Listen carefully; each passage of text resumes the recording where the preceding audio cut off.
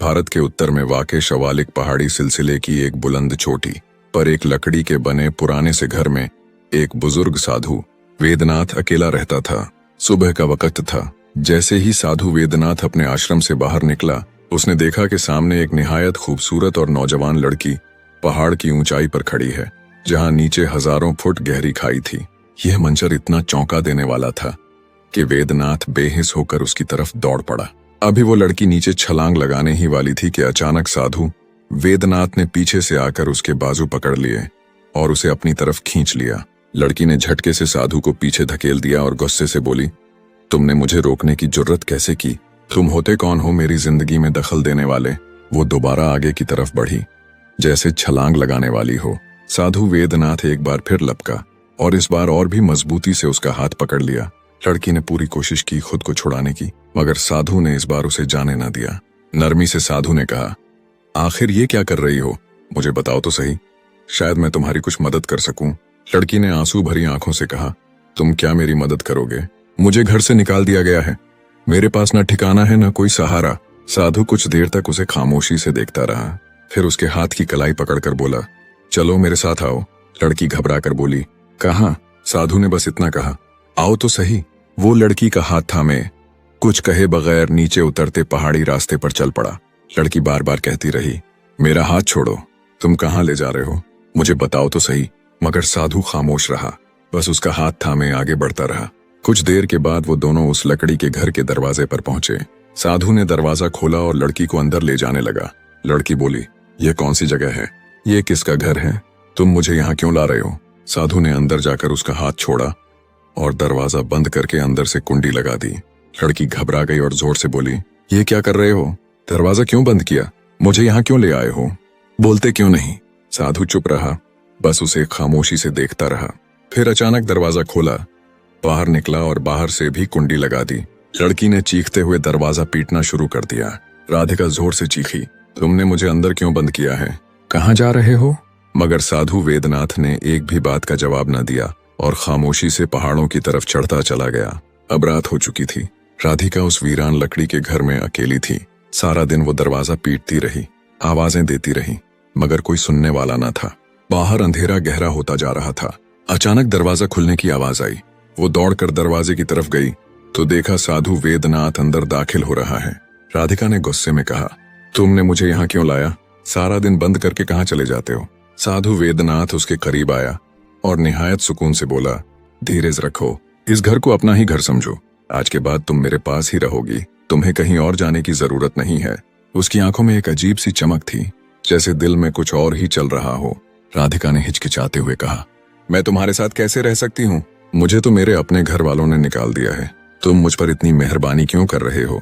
साधु ने नरमी से बात करते हुए उसे तसल्ली दी, दिलासा दिया। राधिका, जो पहले ही जिंदगी के थपेड़ों से टूट चुकी थी और जिसके पास अब कोई सहारा न था, आखिरकार वहीं रुकने को राजी हो गई। साधु ने उसे एक चारपाई दी और कहा, यहाँ सो जाओ। राधिका लेट गई और कुछ ही देर में नींद की आगोश में चली गई। साधु भी अपने बिस्तर पर जाकर लेट गया, मगर नींद उसे नहीं आ रही थी। सारी रात वो राधिका के बारे में सोचता रहा। कितनी हसीन है ये, कितनी मासूम और कितनी टूटी हुई, वो दिल ही दिल में कहता रहा। सुबह हुई। साधु राधिका के पास आया और काफी देर तक खामोशी से उसका चेहरा देखता रहा। अचानक राधिका की आंख खुल गई।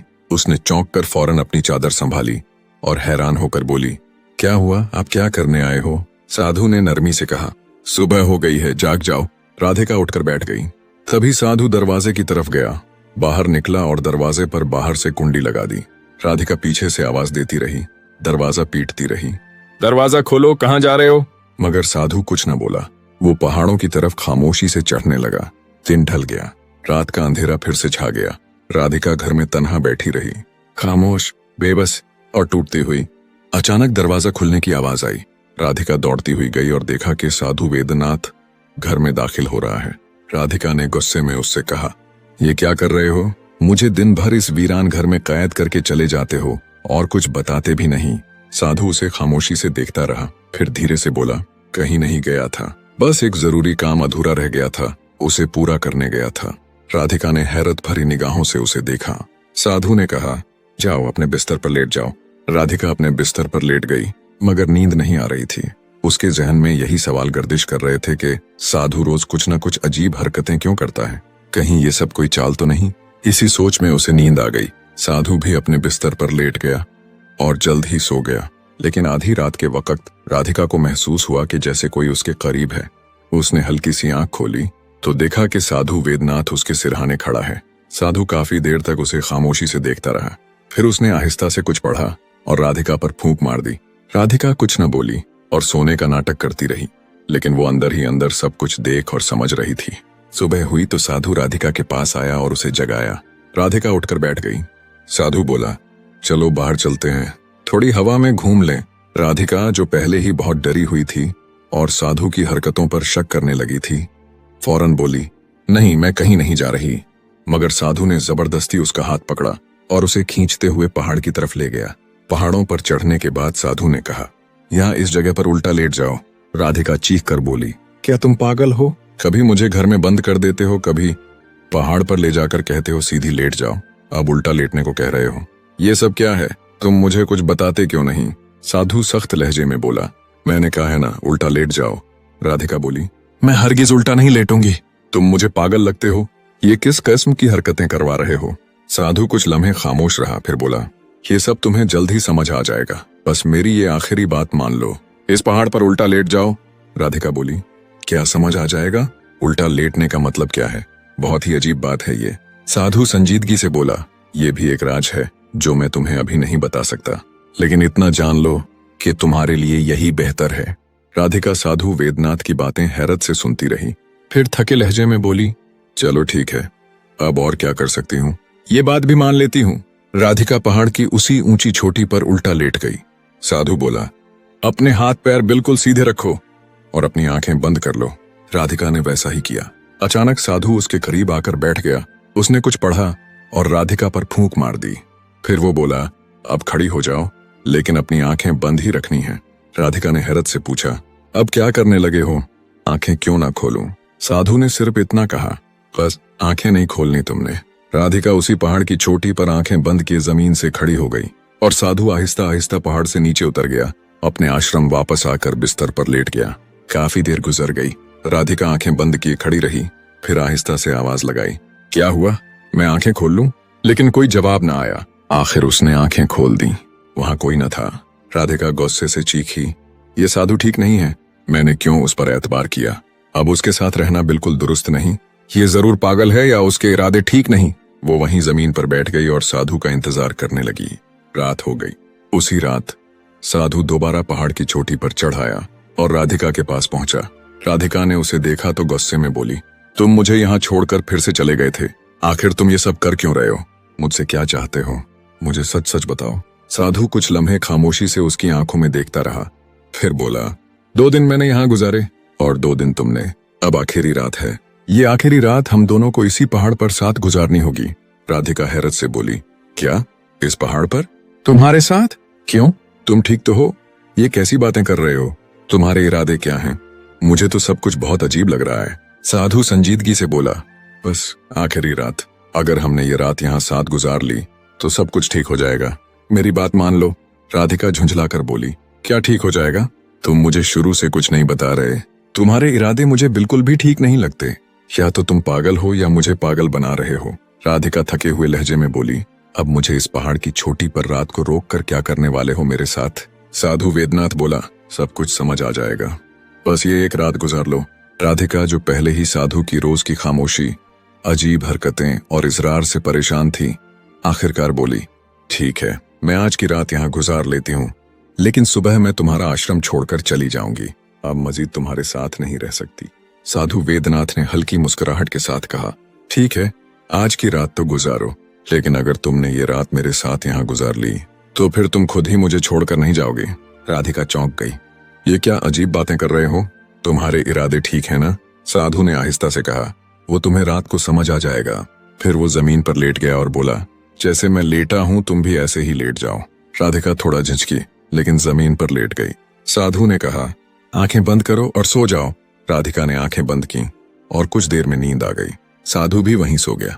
रात के आखिरी पहर, जब सूरज निकलने वाला था, साधु वेदनाथ ने एक बार फिर कुछ पढ़ा और राधिका पर फूंक मारी। फिर उसने उसे आहिस्ता से जगाया। राधिका, खड़ी हो जाओ, लेकिन आंखें बंद ही रखनी है। राधिका ने उलझ कर कहा, ये क्या नया पागलपन है? कहीं तुम फिर से मुझे यहाँ छोड़कर तो नहीं जा रहे? मैं अब आंखें बंद नहीं रखूंगी। पहले भी 2 बार तुम मुझे अकेला छोड़ गए थे। साधु ने नरमी से कहा, नहीं, इस बार ऐसा नहीं होगा। बस आंखें बंद रखो। राधिका, जो अब बहुत थक चुकी थी, गुस्से में बोली, अच्छा ठीक है, और उसने अपनी आंखें बंद कर लीं। जैसे ही राधिका ने आंखें बंद की, अचानक उसे महसूस हुआ कि किसी ने पीछे से आकर उसे अपनी बाहों में ले लिया और उसकी आंखों पर दोनों हाथ रख दिए। इस ऊंची छोटी पर सिवाय साधु वेदनाथ के और कोई न था। तो राधिका ने फौरन समझा कि ये वही है। वो गुस्से से बोली, ये क्या हरकत है? तुमने मुझे क्यों ऐसे पकड़ा है? लेकिन कोई आवाज न आई। वो और जोर से चीखी, छोड़ो मुझे, ये क्या कर रहे हो? फिर उसने जोर से खुद को झटका दिया और पीछे पलट कर देखा, मगर वहां बुजुर्ग साधु नहीं था, बल्कि एक नौजवान शख्स खड़ा था। राधिका उसे देखकर दंग रह गई और जोर जोर से चलाने लगी, ये तो मेरा शौहर है। वो दौड़ती हुई उस नौजवान से लिपट गई। उसकी आवाज खुशी से कांप रही थी। अर्जुन, तुम यहाँ कैसे आ गए? मैंने तुम्हें कहां कहां नहीं ढूंढा। तुम कहां चले गए थे? राधिका की खुशी की कोई इंतहा न रही। वो अपने शौहर अर्जुन को बार बार गले लगाती रही, रोती रही, हंसती रही, जैसे बरसों का दुख बह रहा हो। फिर कुछ देर बाद उसने इधर उधर देखा और आहिस्ता से पूछा, वो बुजुर्ग साधु कहाँ गया? राधिका ने हैरानी से पूछा, क्या तुम उसे जानते हो? क्या वो तुम्हें यहाँ लेकर आया है? नौजवान शख्स खामोशी से अपनी बीवी की सारी बातें सुनता रहा, फिर आहिस्ता से उसकी हथेली थाम कर कहा, आओ मेरे साथ चलो। वो उसे लेकर उसी लकड़ी के घर में आ गया जहाँ साधु वेदनाथ रहा करता था। राधिका ने चारों तरफ नजर दौड़ाई और चौंक कर बोली, ये तो उसी साधु का आश्रम है। नौजवान शख्स फिर भी खामोश रहा। राधिका ने उलझ कर पूछा, तुम मुझे यहाँ क्यों ले आए हो? नौजवान ने मुस्कुराकर कहा, तुम पहले भी तो यहीं रहती थी, अभी कुछ वक्त और यहीं रह लो। राधिका उसे हैरत से देखने लगी। तुम्हें कैसे पता चला? नौजवान ने मुस्कुराते हुए उसकी आंखों में झांका और बोला, मुझे सब कुछ मालूम है, ये आश्रम, वो साधु, सब कुछ। फिर आहिस्ता से उसने कहा, वो बुजुर्ग साधु मैं ही था। ये सुनकर राधिका की आंखों से आंसू बहने लगे। वो दौड़कर अपने शौहर के गले लग गई। मुझे माफ कर दो, मैं तुम्हें पहचान नहीं सकी। अर्जुन, उसका शौहर ने उसके सर पर हाथ रखते हुए कहा, इसमें तुम्हारा कोई कसूर नहीं। ये सब एक राज था जिसे मैं तुम्हें उस वक्त नहीं बता सकता था, मगर तुमने जो सब्र और भरोसा दिखाया, वो तुम्हारी सच्ची मोहब्बत की पहचान है। तुम एक अच्छी बीवी हो राधिका। फिर मुस्कुराकर उसने पूछा, अब बताओ वो बुजुर्ग साधु कैसा था? राधिका हंस पड़ी और आंसू पोंछते हुए बोली, वो बुजुर्ग साधु बहुत अच्छे इंसान थे। अर्जुन भी मुस्कुरा दिया और यूं कई बरसों बाद एक बिछड़ा हुआ जोड़ा फिर से मिल गया।